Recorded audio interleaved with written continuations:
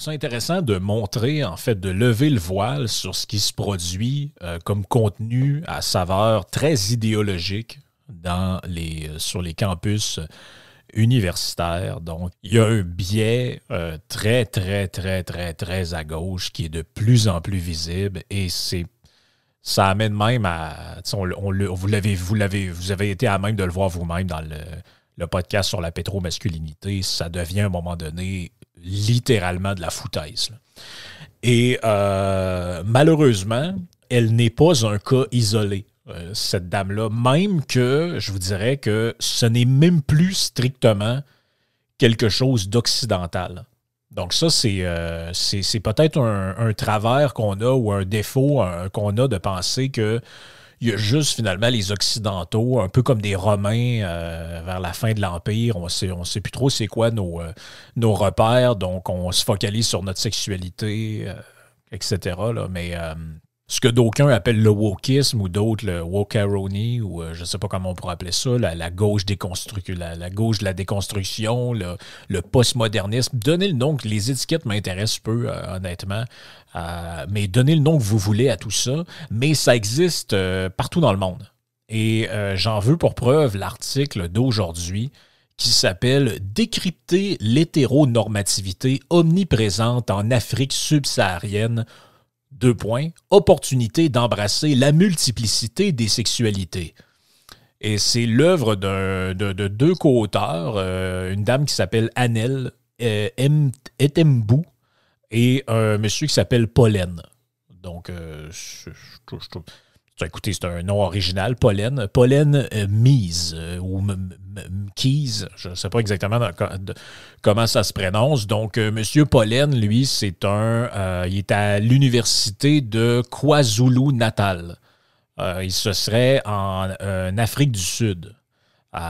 Donc, c'est ça, on dit qu'il est de Johannesburg, en South Africa. Donc, c'est quelqu'un qui a été Assistant Administrative Officer, on dit Junior Researcher, Research Intern dans cette université-là. Je ne sais pas exactement. De ce que je comprends, c'est un géographe. Je crois, sa spécialité, il faudrait... j'ai pas de confirmation d'exactement c'est quoi ça... C'est pas mentionné dans l'article, honnêtement. Là. Et il y a très peu d'informations sur les gens qui ont écrit. Vous comprendrez que comme on est en Afrique du Sud, c'est peut-être pas nécessairement quelque chose qui se vérifie. Là. J'ai pas de page. Là. Il y a le gars a une page LinkedIn, mais il n'y a rien d'écrit dessus, là, finalement. Là. On ne sait pas exactement... On ne sait pas vraiment c'est quoi ces affaires. Là. On dit Demography and Population Studies. OK, de ce que je comprends, je viens de voir ici une sous-note. On dit Geography and Environmental Management. Donc, il a un bac et une maîtrise en géographie. Il s'intéresse notamment aux questions queer de la géographie. Et ça, c'est pas est-ce que les montagnes sont binaires ou non binaires et est-ce que cette rivière a une vulve, là, c'est autre chose. Là. C'est ça. C'est l'approche des queer studies dans les questions de géographie. Donc, j'y vais assez systématiquement. Il nous dit « L'hétéronormativité est un terme familier dans la recherche sur les géographies de la sexualité ». Qui est utilisé pour saisir l'imposition de certaines croyances sur la sexualité par le biais de l'organisation sociale et spatiale, ainsi que pour rendre visibles les processus qui privilégient les attirances et les relations hétérosexuelles comme la forme par défaut supérieure, normale de la sexualité. Donc, il nous explique ici ce que c'est que l'hétéronormativité. Bon, c'est un terme qui a été inventé par un écrivain qui s'appelle Michael Warner dans les années 90 et ça décrit l'idée que l'hétérosexualité est considérée comme la norme dans les sociétés et que les autres types de sexualité sont anormales, amoindrie ou mise de côté, etc. Et ça, bien évidemment, ça démontrerait l'idée qu'il existerait une espèce d'hégémonie hétérosexuelle. C'est juste parce que c'est l'orientation de la majorité aussi. Là. Donc, c'est quand même quelque chose d'assez normal d'un point de vue évolutif que ce soit comme ça. Là. Je veux dire, on peut le décrier, vous pouvez trouver que ça n'a pas de bon sens, mais je veux dire, ce qui serait anormal, c'est qu'on vive, je sais pas moi, si on vivait dans une société qui était nécrophilo-normative, où ce qui était la norme et valorisé, c'était la nécrophilie, ben on pourrait se poser des questions. OK, c'est qui a implanté ça, cette norme-là? Parce que moi, je connais personne là, qui est comme ça. Là. Mais là, ça paraît quand même mal de soi, là, comme une évolution logique de, bon, la majorité des gens sont comme ça, donc les normes sont arrangées alentour de la majorité, là, comme c'est le cas pour... Si vous allez dans une société où la très vaste majorité des gens sont musulmans, il y a des bonnes chances que la société soit islamo-normative. Et c'est pas parce qu'il y a un système particulièrement excluant ou, je sais pas, hégémonique, c'est parce que c'est issu de même chose dans les sociétés catho et autres. Là. Il nous dit ces idéologies hégémoniques continuent de jouer un rôle clé dans la définition des arrangements spatiaux. De plus, ces normes pratiques et attentes sociales qui prévalent dans les espaces quotidiens restreignent certaines expressions sexuelles qui s'écartent de la norme, conduisant à la légitimation de la peur de ceux qui n'y s'y conforment pas. Donc, en gros, ce système-là hétéronormatif construit une peur dans la société. Et là, il nous dit l'hétéronormativité est devenue un terme pour explorer les configurations socio-culturelles et spatiales incarnées de l'identité de genre et de la sexualité afin d'éclairer la priorité accordée à l'hétérosexualité dans les relations sociales.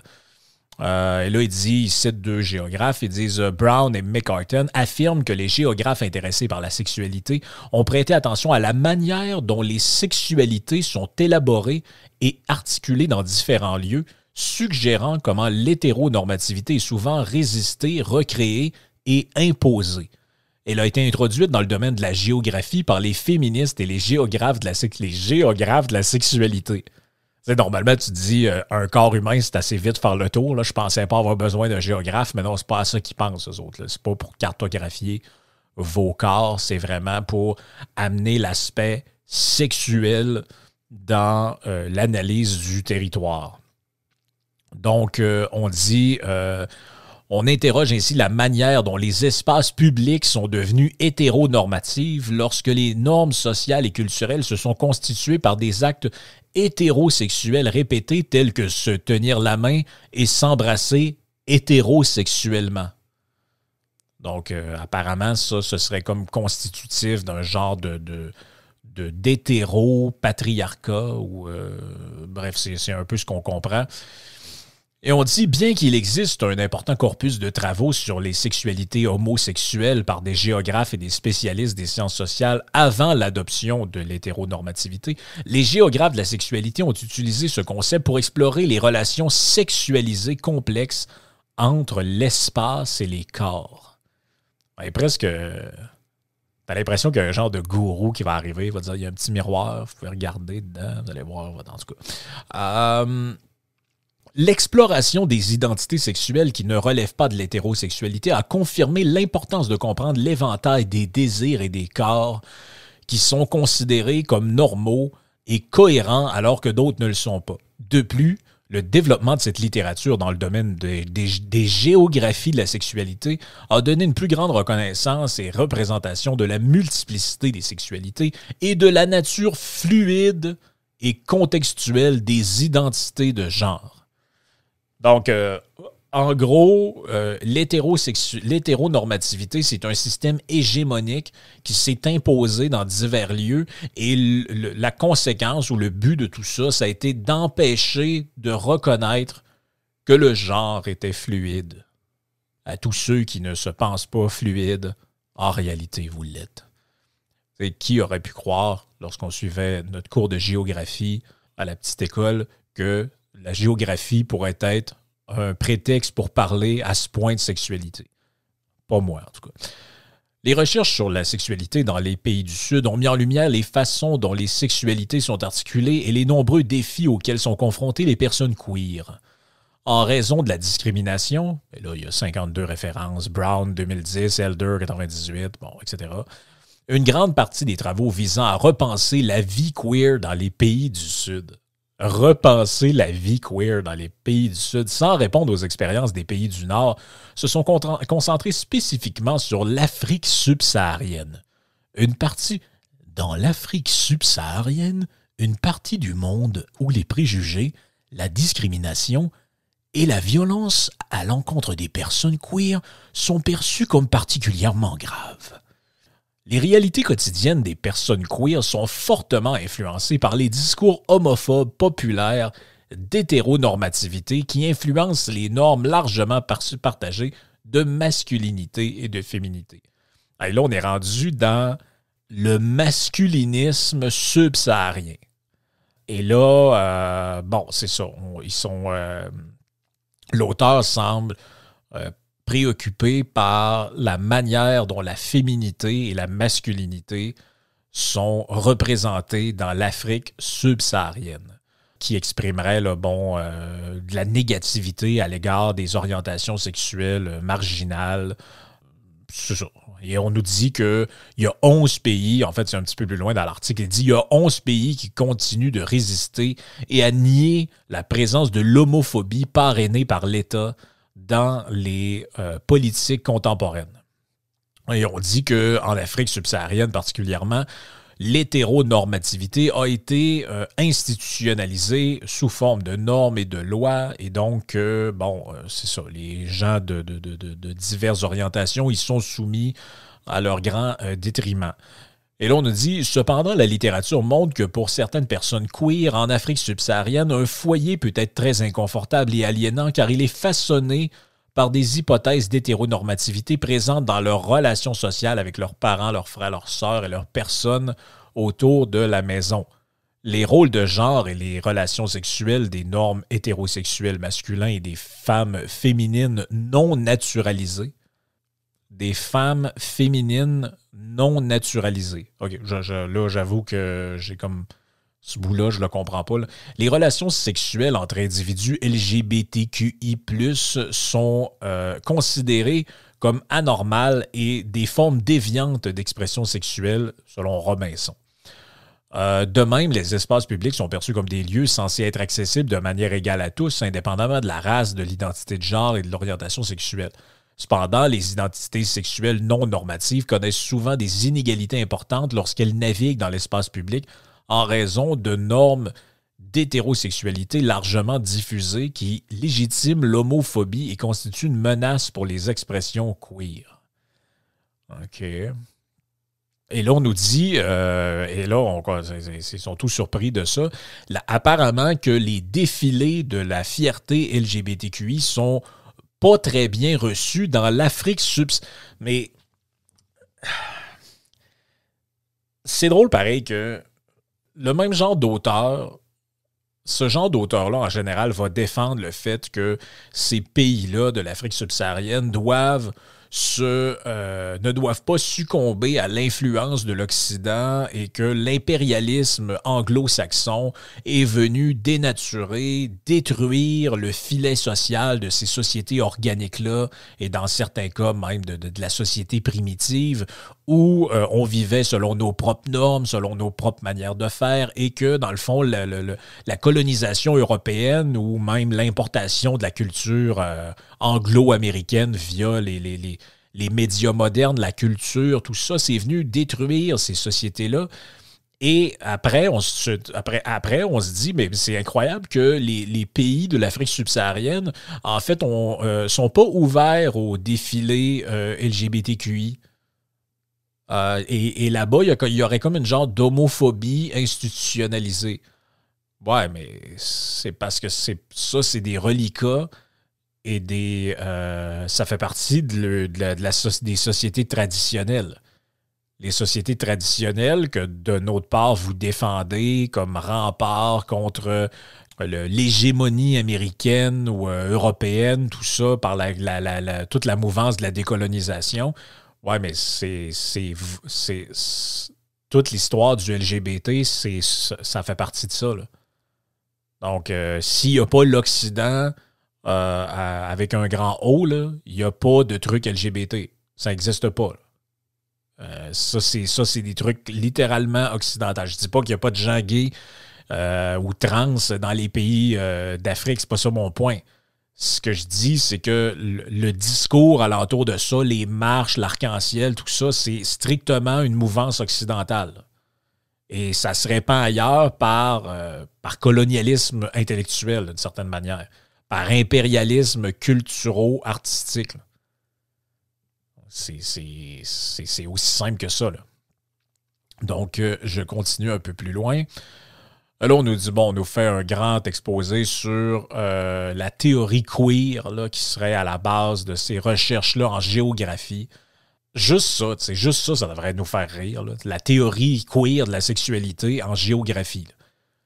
Les géographes ont mobilisé la théorie queer pour explorer la manière dont l'espace et le lieu sont impliqués dans l'hétéronormativité. Juste cette phrase-là devrait faire éclater de rire n'importe qui, là. Je veux dire, on est dans un genre de délire idéologico presque humoristique. Là. On nous dit la théorie queer a jusqu'à récemment ignoré l'Afrique. Cependant, elle s'avère une approche efficace de la recherche sur la sexualité à l'échelle mondiale, mais relève les problèmes et les faiblesses de son implication dans le contexte africain en raison de ses racines aux États-Unis et en Europe. Bien oui, c'est ce que je viens de dire. C'est exactement ce que je viens de dire. Dans son travail en 2010, Gunkel a utilisé la théorie queer comme une perspective analytique pour comprendre comment l'époque coloniale a façonné l'homophobie post-apartheid en Afrique du Sud et comment l'homophobie dans les townships fonctionne à travers l'homosocialité. OK. Tabarnak. Ça n'a pas de sens. En gros, là, on est dans une espèce d'inversion des causes. Là. Donc, là, on a retourné la réalité et l'homophobie, entre guillemets, systématique ou systémique qui peut avoir lieu en Afrique du Sud serait en gros une conséquence du colonialisme occidental. Parce que c'est eux qui auraient amené l'hétéronormativité et ce qu'ils appellent l'hétérosexualité obligatoire. Et là, on nous dit la théorie queer comporte des éléments applicables à l'Afrique subsaharienne qui pourraient être utilisés pour mieux comprendre et expliquer la multiplicité des sexualités de la région. D'accord. Semble-t-il que c'est une approche absolument prometteuse. Les études géographiques sur les expressions et les expériences spatiales des personnes homosexuelles ont commencé à faire surface dans les années 70. Et ils soutiennent que les personnes individuelles n'ont pas d'identité sexuelle préexistante. Les personnes individuelles n'ont pas d'identité sexuelle préexistante. Car l'espace n'est pas naturellement et authentiquement hétérosexuel, mais plutôt activement produit et hétérosexualisé. Une telle hétéronormativité ancrée dans l'espace favorise les perceptions selon lesquelles les identités homosexuelles sont contre nature, impies et, dans le contexte africain, non africaines. Je ne suis pas sûr exactement de comprendre si on sous-entend dans tout ça qu'il n'y a pas d'hétérosexualité par défaut ou par nature et qu'il y aurait à la marge d'autres types de sexualité qui sont toujours minoritaires. Et que, dans le fond, l'idée, c'est que ce cadre-là forcerait des gens à rentrer dans une espèce d'hétérosexualité forcée. On dirait que c'est ça qui est comme subsumé dans le propos, là. Mais c'est toujours un peu ésotérique, là. Les espaces en Afrique subsaharienne ne sont pas neutres. Ils ont été historiquement construits selon des frontières coloniales et raciales. OK, fait que là, on rentre la race là-dedans. Donc là, j'imagine que comme ça doit être que l'homosexualité noire doit être autre chose que celle des Blancs, là, j'imagine. Donc, on dit la présence de la vie queer dans des lieux exclusifs et discriminatoires a forcé les gens hétérosexuels et homosexuels à prendre conscience du pouvoir et du privilège que les corps hétérosexuels ont sur leur homologue queer. OK, donc là, il y a comme... Vous vous souvenez de l'histoire du privilège blanc? Donc là, il y aura un privilège hétéro, de ce que je comprends. Donc, si vous êtes hétéro, vous êtes privilégié par rapport à quelqu'un d'autre. Donc, si vous êtes un noir gay, là, ça commence à aller vraiment mal pour vous, là. Donc, vous êtes doublement victime. En fait, c'est le concept de l'intersectionnalité. C'est ça, c'est que vous arrivez à l'intersection et celui qui cumule le plus de caractères victimisants, en fait, et gagne une espèce de médaille, là, en fait. Là. Bien qu'il soit entendu que l'espace revêt des significations intimement liées aux notions de race, de classe et d'identité de genre. OK, là, la classe sociale vient de rentrer là-dedans. Je l'avais oublié. Donc, si vous êtes en réalité pauvre, noir et gay, là, ça va vraiment mal se passer pour vous. En outre, une grande partie des premiers travaux en Afrique subsaharienne se sont concentrés sur les communautés homosexuelles blanches privilégiées. Ah ben là, c'est ça aussi, là. C'est que le gay blanc d'Afrique, lui, est-il une victime? Parce qu'en tant que blanc, il moleste le noir, mais en tant qu'homosexuel, il est quand même victime. Donc là, est-ce que l'hétéro noir est le bourreau de l'homo blanc? Donc, c'est ça là, qu'il faudrait définir. Là. Je pense qu'on a besoin de l'expertise du géologue sexuel. Pas le géologue, en fait. Ben, ça peut être le géologue si ça brasse vraiment. Puis il y a des secousses sismiques dans la chambre à coucher. Mais le géographe sexuel, son expertise est requis présentement parce qu'il faut, notamment, on dit, dans des travaux récents, Matt Benny, qui est un autre géographe sexuel, il montre comment les lesbiennes noires revendiquent le droit et l'espace pour être vues et entendues dans l'espace des hommes blancs gays. On comprend l'idée, là, ici, là, il y a comme il faut refaire comme les catégories, là. On dit que la racialisation du corps queer en tant que blanc et la sexualisation du corps noir en tant qu'hétéro révèlent comment le corps queer blanc est emblématique de la protection des droits de l'homme utilisée pour positionner le pays comme une destination touristique progressiste et favorable aux queers, pour les touristes queer blancs, tandis que le corps queer noir reste une menace pour la culture et les traditions africaines. OK, donc il y aura un genre d'homo-washing, si vous connaissez le greenwashing, il y a un genre de queer-washing ou de rainbow-washing qui consiste à dire, regardez, nous, on est ouverts, il y a des gays, tout ça, mais ce serait juste pour les Blancs, pas pour les Noirs. C'est ce qui est avancé là-dedans. Jusqu'à présent, j'ai toujours pas compris le rapport avec la géographie, à part qu'on sait que c'est en Afrique du Sud. Juste ce bout-là qui est quand même à signifier, il faut le dire. Dans l'Afrique du Sud post-apartheid, le nouveau système politique encourage les homosexuels noirs à revendiquer leurs droits et leur subjectivité en augmentant leur visibilité en tant qu'objet explicitement sexuel. En tant qu'objet. OK. Dans une recherche de Langa 2017, les femmes lesbiennes noires de la classe ouvrière qui vivent à l'intersection de multiples oppressions. Qu'est-ce que je viens de vous dire tantôt? L'intersectionnalité. Donc, eux, en gros, ils ne sont pas colonisés mentalement par l'Occident, mais ils ont des textes dans lesquels on utilise l'intersectionnalité, le blantriarcat, le patriarcat, l'hétéronormativité, le pétromasculinisme, bon, tout ce que vous voulez. En fait, c'est tout leur lexique et leur champ tout leur champ lexical et leur épistémologie, leur concept avec lequel ils réfléchissent, en fait, n'est qu'une importation de l'Occident. Il n'y a aucun concept ou rien d'original là-dedans. Mais c'est pas grave, c'est comme ça. Les femmes lesbiennes noires de la classe ouvrière qui vivent à l'intersection de multiples oppressions ont affirmé qu'elles étaient plus fortes que toute forme d'oppression. Ils ont exprimé leur joie et un sentiment de sécurité en socialisant en groupe, créant un espace alternatif où ils pouvaient s'exprimer d'une manière qui affirmait ce qu'ils étaient. Là, la phrase est un peu mal construite parce que ce qu'ils étaient au début de la phrase, c'est les femmes lesbiennes noires de la classe ouvrière. Là, il y a un passage sur l'Ouganda Et là, c'est ça, on arrive à la section 4, être queer en Afrique subsaharienne, hétéronormative et discriminatoire. Des pratiques hétéronormatives et discriminatoires. Et là, on dit que les normes sociales là-bas sont fondées sur la religion, l'héritage colonial, la culture populaire et les médias africains modernes qui renforcerait l'hétéronormativité. Donc, ce qu'on comprend, c'est qu'en Afrique du Sud, les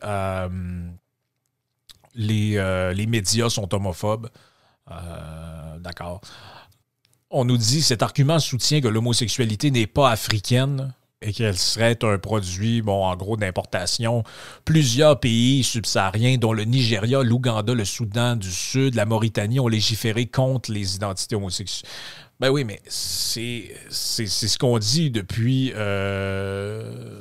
c'est ce qu'on dit depuis toujours, c'est que ce sont des sociétés traditionnelles, ce sont des sociétés très conservatrices au sens littéral du terme, ce sont des sociétés religieuses, ce sont des sociétés qui n'ont pas le même degré de développement sociétal, entre guillemets, que l'Occident.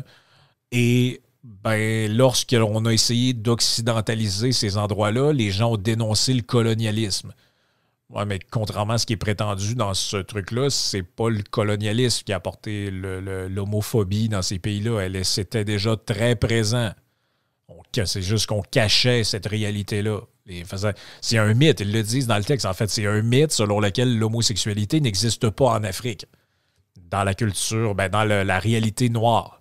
Donc, évidemment, tout ça est de la foutaise, là. Tout le monde comprend que ça existait très certainement. Et là, on nous dit qu'en gros, c'est les colons, les Français, tout ça qui ont importé l'homophobie en Afrique. Évidemment, c'est sans aucune preuve, mais c'est ça pareil. Qu'est-ce qu'on nous dit un petit peu plus loin? On nous dit que, en Afrique du Sud, en 2006, on a légalisé, on essaie de se positionner comme un pays progressiste en légalisant le mariage homosexuel. C'est pas arrivé. Ils ont fait ça avant la France, en passant, là, mais c'est quand même drôle. Mais on dit que les crimes haineux de type homophobe n'ont pas vraiment diminué dans le pays. Bon, OK. Mais je comprends toujours pas le rapport avec la géographie et la supposée hétéronormativité. Je comprends pas. Et là, on dit synthèse des recommandations. Parce que là, il y a des recommandations issues de cet article révisé par les pairs, publié dans Journal Sage Pub. Donc, je mettrai la référence, vous pourrez aller lire ça vous-même. On dit que les personnes queer sont souvent affectées par les arrangements systémiques de pouvoir dans la société que la société leur accorde, suggérant des façons dont la sexualité peut être exprimée et vécue dans des espaces, dans des différents lieux. Ils affirment le pouvoir dans les espaces explorés pour comprendre les pratiques de résistance qui peuvent être séparées de la domination et du privilège hétéronormatif. Mon Dieu que c'est long ces phrases-là pour dire pas grand-chose. La théorie queer joue un rôle important dans la remise en question des structures hégémoniques des relations de pouvoir, régissant les identités sexuelles ainsi que leur incarnation en mettant en évidence les récits et les pratiques qui contestent l'hétéronormativité. En outre, la théorie queer informe une approche non-binaire de la littérature sur les géographies des sexualités et la conceptualisation de l'espace comme fluide et non fixe. L'approche non-binaire de la littérature sur les géographies et la conceptualisation de l'espace comme fluide et non fixe. OK. Il faudrait repenser les mesures du sexe, du genre et de la sexualité lors des enquêtes sociales et des recensements en Afrique subsaharienne, car elles sont actuellement structurées de manière à ignorer l'existence de tout genre ou d'identification sexuelle autre que hétérosexuel, homme, femme ou hétérosexualité, homme ou femme. OK, fait que tout ça, depuis le début, ce n'est que pour nous dire que sur des formulaires, il devrait avoir la mention X. Donc, êtes-vous homme, femme ou autre? C'est un peu ça, là. Donc, tout ce baratin, et là, je vous en ai évidemment passé plusieurs sections parce que c'était extrêmement long et fastidieux, mais en gros, c'est ça, c'est changer des formulaires. Nous avons exposé comment les notions de droits humains et d'égalité fondées sur des politiques identitaires sont négociées et construites par le discours ainsi que par les circonstances sociales et politiques. Les études géographiques sur la sexualité ont suivi les tendances internationales en reliant le discours sur les droits au programme de justice. Bon, blablabla, blablabla. Il n'y a pas tant de recommandations là-dedans. On nous dit, un petit peu plus loin, il serait utile de remettre en question les hypothèses normatives du droit international en remettant en question le processus de pouvoir actuel afin de critiquer les pratiques hétéronormatives sous-jacentes présentes dans les structures juridiques, en particulier dans les pays qui ont déjà légalisé l'homosexualité sans offrir de mariage ou de relations homosexuelles comme... Bon, OK, parfait. Je veux dire, il n'y a rien de concret là-dedans. Là. À part le formulaire, il n'y a absolument rien de concret. Là. Évidemment, on comprend que dans les endroits aussi criminalisés, ça ne devrait pas l'être. Là. Je pense pas que personne mérite d'aller en prison ou d'avoir une amende parce qu'il y a une sexualité différente de celle des autres, évidemment. Mais là, je pense qu'on est dans... On s'égare et puis pas à peu près. Conclusion, on nous dit, cet article offre une revue critique de la recherche sur les géographies de la sexualité en Afrique subsaharienne et a mis en évidence les intersections qui expliquent les politiques d'identité et de citoyenneté pour les personnes homosexuelles. La littérature suggère que bien que la notion de l'Afrique subsaharienne connaisse un changement progressif du paysage en matière de droits des homos, il existe des pratiques hétéronormatives qui continuent de réprimer l'expression des identités sexuelles non normatives. Ben, peut-être que ces gens-là auraient intérêt à écrire de manière plus claire. T'sais, je le sais que vous voulez que ça ait de l'air scientifique, votre affaire, en mettant des mots compliqués, puis en vous exprimant, en mettant 52 néologismes et en inventant des concepts, en joignant deux mots qui existent déjà. Là. On a compris. Là. Mais peut-être que le public serait plus réceptif à ce que vous avez à dire s'il n'y avait pas 54 000 mots de trop dans chaque phrase. Personne ne comprend trop de quoi vous parlez. Il faudrait avoir une... Je vous lis cette phrase-là. Cet article a présenté des scénarios pour mettre en question une société qui embrasse une multiplicité de sexualités par le biais de notions déstabilisantes de pouvoir et de privilèges attachés à l'hétéronormativité. Je veux dire, de quoi on parle? Et là, on nous dit qu'il faut adopter les principes d'Ubuntu.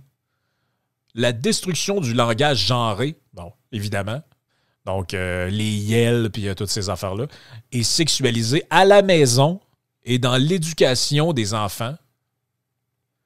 L'exploration de normes de sexualité à travers des prismes post-coloniaux et des volets pertinents de la théorie queer. Et la création d'espaces où des safe spaces, où les personnes queer et hétérosexuelles peuvent évoluer par une appropriation mutuelle pour créer le potentiel d'autonomie et non hétéronormative. Simonac. Dans le corpus croissant de littérature sur les géographies de la sexualité en Afrique subsaharienne, la plupart des recherches se sont concentrées spécifiquement sur l'Afrique du Sud.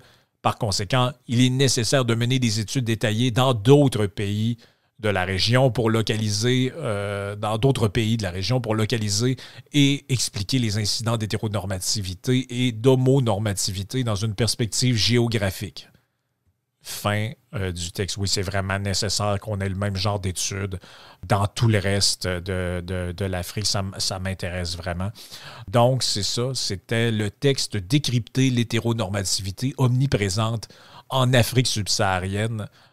Donc, publié dans Progrès en géographie humaine, Sage Journals. C'est ça. J'espère que vous avez appris des affaires et que vous conviendrez, comme moi, que les trucs occidentaux, malgré toute la position décoloniale qui est mise dans ce texte-là, ont vraiment colonisé, finalement, l'entièreté de la planète, progressivement, lentement, mais sûrement.